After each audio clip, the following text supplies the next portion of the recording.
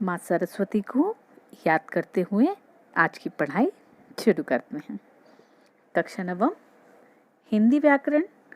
आज जिस विषय पर हम चर्चा करेंगे वह है मुहावरे और लोकोक्तियाँ।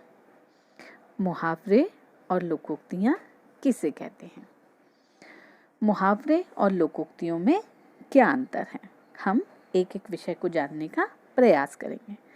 पहले हम देखें मुहावरे और लोकोक्तियाँ क्या है। मुहावरे और लोकोक्तियाँ वे कथन होते हैं जो जीवन में प्राप्त अनुभव के आधार पर किसी समाज विशेष में प्रचलित होते हैं।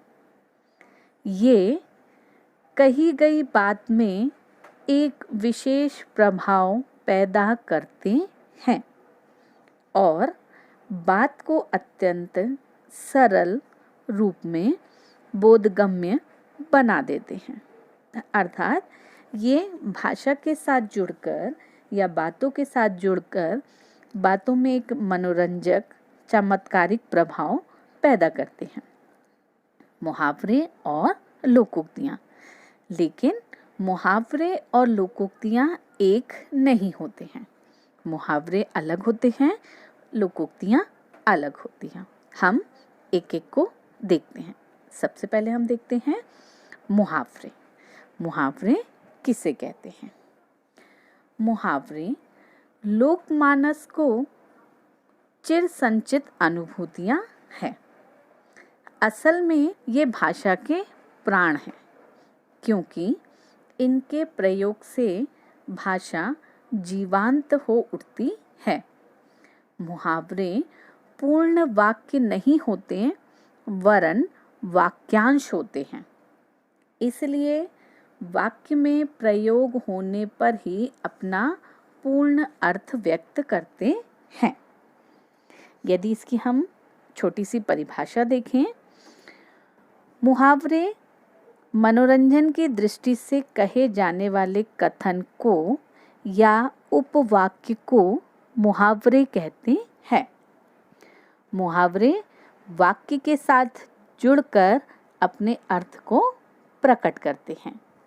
यह अपने आप में स्वतंत्र नहीं होते हैं। उदाहरण के लिए जैसे देखेंगे आँखों का तारा, उसका अर्थ क्या हुआ? बहुत प्यारा।